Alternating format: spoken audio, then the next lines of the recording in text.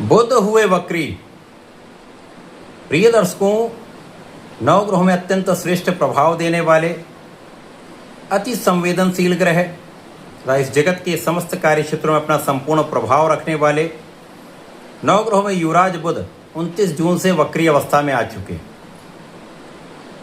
वक्री अवस्था ऐसी अवस्था है जब ग्रह एक राशि पीछे की ओर गमन करना आरंभ कर लेता है, जिससे उसकी गति मंद हो जाती है और उस ग्रह का प्रभाव, उसकी क्षमता, उसके सामर्थ्य में वृद्धि हो जाती है। ज्योतिष में भी वक्री ग्रह को बलवान माना गया है।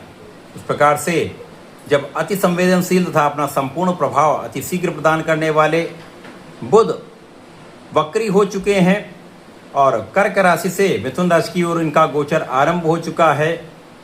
8 जुलाई को ये मिथुन राशि में प्रवेश कर जाएंगे, जहां पर भद्र नामक महाराजयोग भी बनेगा। भद्र नामक महाराजयोग ऐसा महाराजयोग है जो आपको आपकी शिक्षा से, आपकी बुद्धि बल से, आपकी गणनाओं से, आपकी वाणी के प्रभाव से, आपके कला क्षेत्र के ज्ञान से, आपके व्यापारिक ज्ञान से जीवन का सर्वश्रेष्ठ लाभ प्राप्त कराता है। तो निश्चित रूप से ये एक महायोग है, परंतु इस महायोग पर, इस राजयोग पर राहु की दृष्टि का प्रभाव भी है, जिसके कारण कुछ विशेष प्रभाव अवश्य ही प्राप्त होंगे। कुछ लाभ भी मिल सकते हैं, कहीं कुछ समस्या भी हो सकती है। जय श्री गणेश। नमस्कार, मैं आचार्य संजय द्विवेदी। मेरे समस्त प्रबुद्ध दर्शकों का मेरे चैनल पर हार्दिक स्वागत है। प्रिय दर्शकों, आज मैं कुंभ राशि के लिए वक्री बुध के इस प्रभाव का, किस प्रकार का लाभ आपको मिल सकता है, किन भाव में वृद्धि हो सकती है, अथवा इस वक्री काल में कोई समस्या आ सकती है तो उसका क्या निराकरण है, संपूर्ण विश्लेषण मैं पूर्ण तर्क के साथ करने जा रहा हूं। प्रिय दर्शकों, इस राशिफल को आप अपने लग्न तथा राशि दोनों के अनुसार देख सकते हैं। कुंभ राशि के स्वामी शनिदेव हैं। शनि और बुध का अतिमित्र का भाव है। इसी प्रकार से राहु का भी शनि के साथ मित्रवत भाव है। वर्तमान समय में कुंभ राशि में ही राहु का गोचर चल रहा है। यदि यहाँ पर हम अवलोकन करें तो बुध कुंभ राशि के लिए आपके पंचमेश है तथा आपके अष्टमेश है।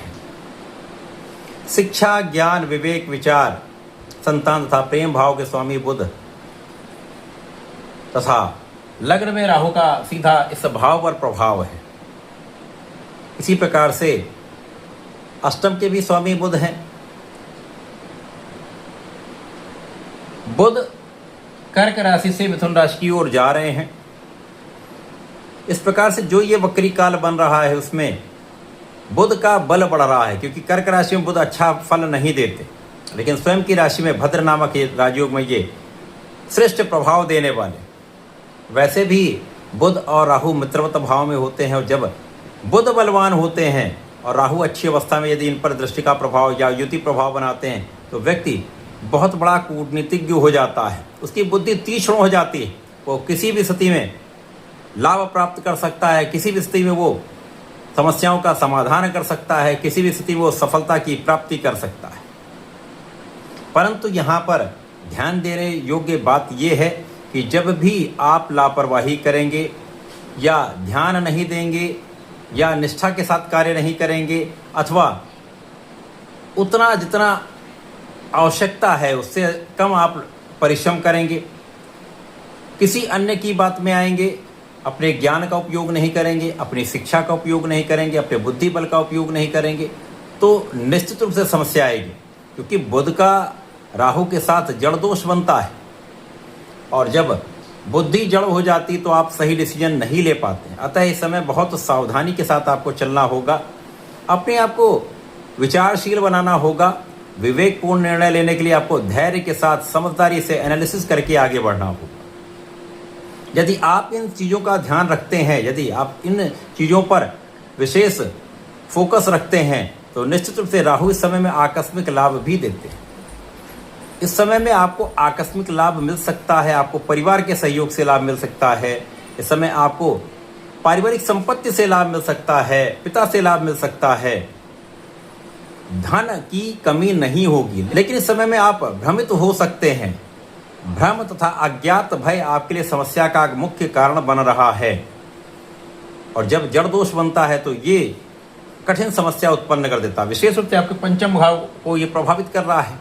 तो यदि आप शिक्षा ले रहे हैं, विद्यार्थी हैं, प्रतियोगिता परीक्षा की तैयारी कर रहे हैं, तो यहाँ पर आपको बहुत ध्यान देने की आवश्यकता है। यहाँ पर अपने आत्मबल को आपको प्रबल रखना है। किसी भी बहकावे में आपको नहीं आना, किसी डर में आपको नहीं पड़ना है। अपने लक्ष्य पर आपको केंद्रित रहना है।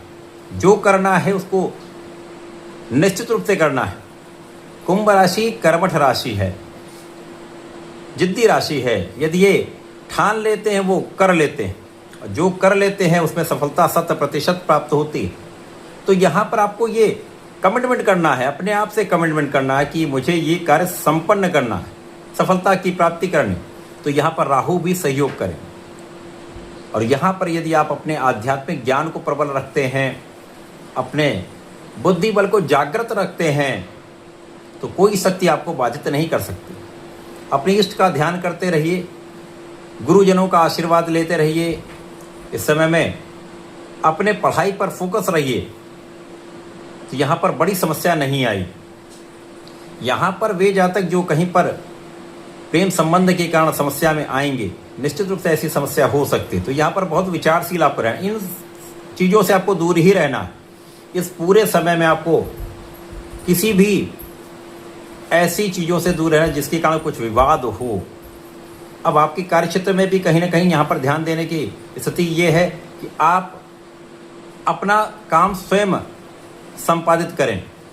किसी अन्य का सहयोग लेंगे तो उसके बुद्धि के अनुसार आपको अपना काम करना होगा, वो समस्या हो सकती है।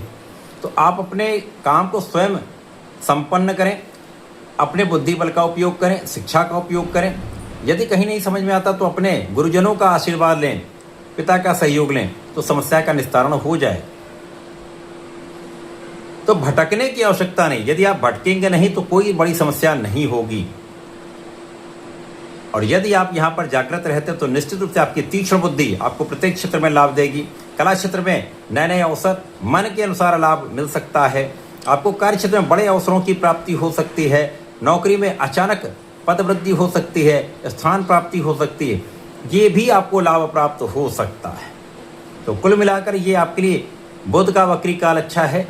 बुध का वक्री काल जो 24 जुलाई तक चलने वाला है। यहाँ पर इन स्थितियों में आपको कर्मठ बने रहना है, क्योंकि यहाँ पर भाग्य भी बहुत साथ नहीं देगा।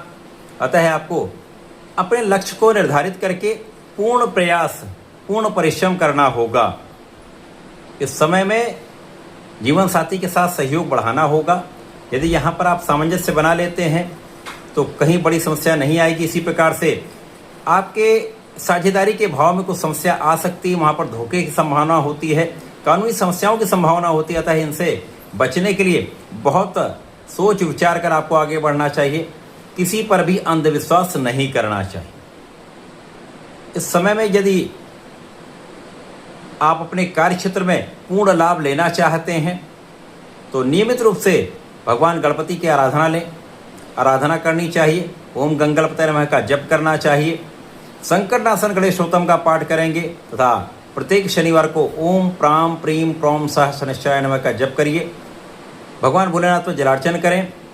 बेलपत्र का दूर्वा का अर्पण करेंगे तथा चंदन की सुगंधि का अर्पण करेंगे तो इस समय का संपूर्ण उपयोग करके आप लाभ ले पाएंगे।